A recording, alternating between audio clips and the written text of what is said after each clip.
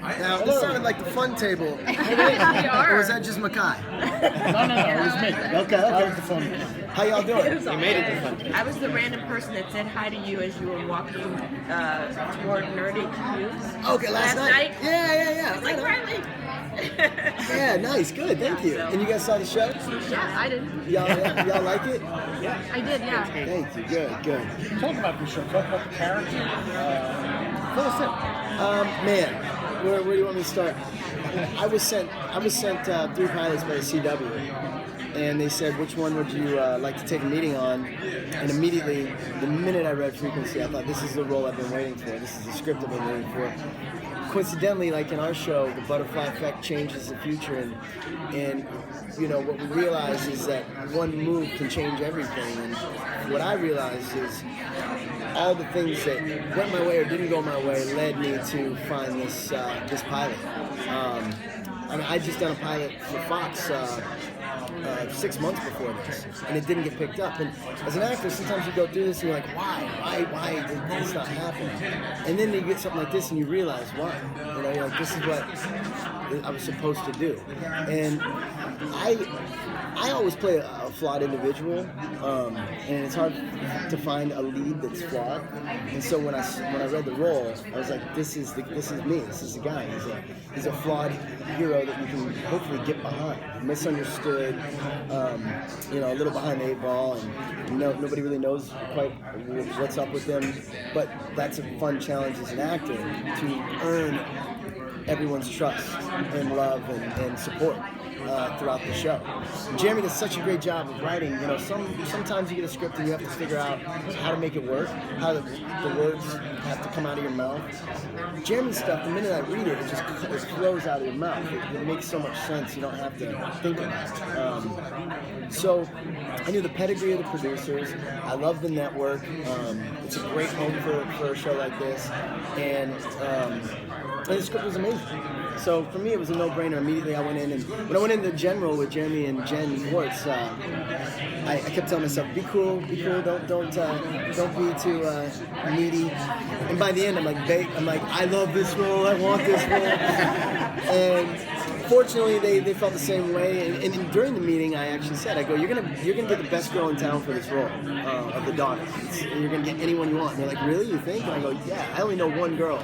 And I already called her and sent her the script. And they said, who? I didn't think they'd ask. And they're like, who? And I go, you guys know Peyton List? And Jen was like, oh yeah, I produced her on another show. And I saw them look at each other, a light bulb went off. And I walked out of that General and I called Peyton and I said, get ready, you're gonna get this, and hopefully I'm gonna get this. We're gonna do this, and within a couple of days that was the case. And Peyton and I, we've been acting partners for 10 years. A lot of people didn't know that, so we put in so many countless hours that no one's ever seen before. Things that we didn't get, things that didn't go, and we'd never worked together on TV or film, but I mean millions of hours. For her screen test, we worked 3 hours just on her network screen test. And my buddy was over at the house hanging out, and he goes, y'all work that long for every audition? And I go, yeah. And he goes, wow. I go, but if you work that long, you don't have to audition very often. You get the role. And it worked. And so, really, the bond that Peyton and I have is such a love that when we went to do the pilot, a lot of times you have to create that really quickly with a co-star and then do the rest. That was already built into Peyton and I's relationship, and I think that's what really helped the show is that we have that built-in chemistry and bond. And I think it's moving forward. You know, we know each other so well that we vowed that we'd be there for each other off camera every time. You know, so I'll be ducked in a corner and reading, and she'll be ducked in a corner. But throughout the series, we're moving so much faster. We don't have a lot of time. She might need a rest. I might need rest. So, but I can hear, no matter who's reading, I can visualize and hear how she would do it. So that will come in handy in the future. When you do the radio, like the scenes, the conversations, how is that staged? Do you have the other person like across from you off camera? Yeah, like literally in a corner hiding, trying to stay out of sight, stay out of everyone's way. We tried. They weren't prepared. I guess they weren't prepared in the pilot. So quickly they tried to do this like earwig thing, and it was like buzzing in my ear. I couldn't hear. I was like, this is annoying. So we took that out. Then they did they hit a little speaker, and that was funky because there was a delay. So finally, we just got in a corner off camera and would like read the line, just yell the lines to her. So she's talking the lines off camera. You're hearing that, reacting to the. On camera, and then vice versa. And now what I did find out is that, which is awesome, that the props department rigged up a special thing for us now, so she can be in another room, and it'll all work, and I'll be able to hear her. I think it's going to be hidden in the ham radio, a speaker. So basically, you'll be like on the phone call on the ham radio. On the ham radio, That's which is awesome. amazing. That's great. Yeah, it's cool. They did that for us, which is awesome. So now I just got to talk her into being there for me every time.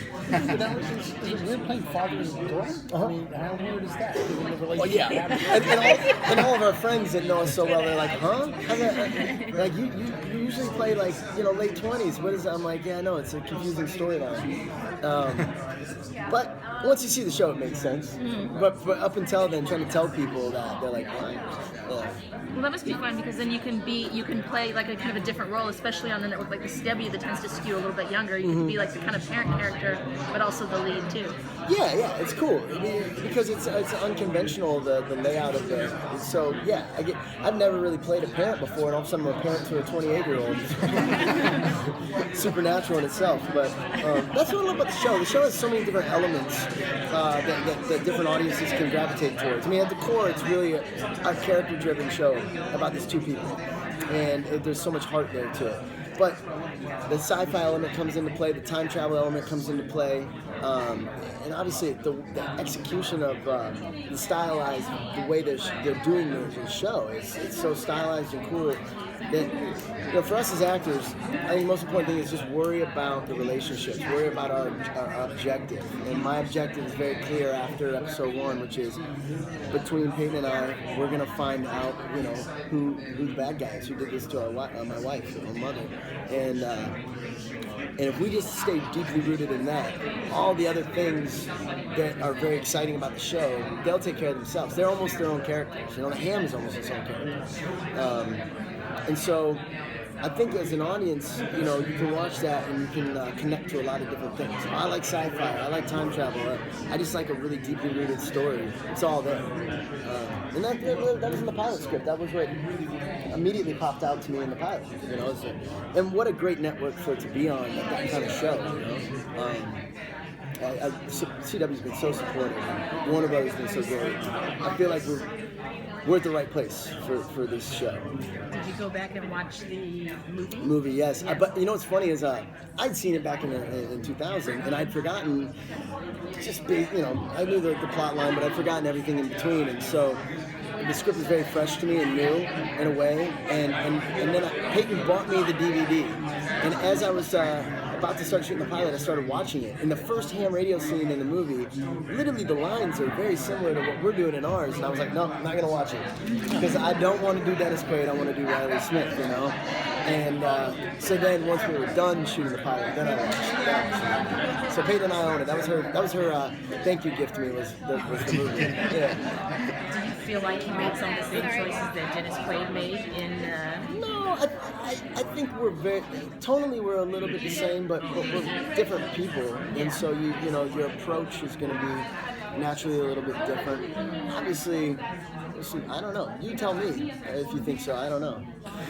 I can't. It's hard for me to judge myself, but if I can be anywhere as good as Dennis Quaid, that's amazing. Okay, thank you. Thank you guys so much. Enjoy your.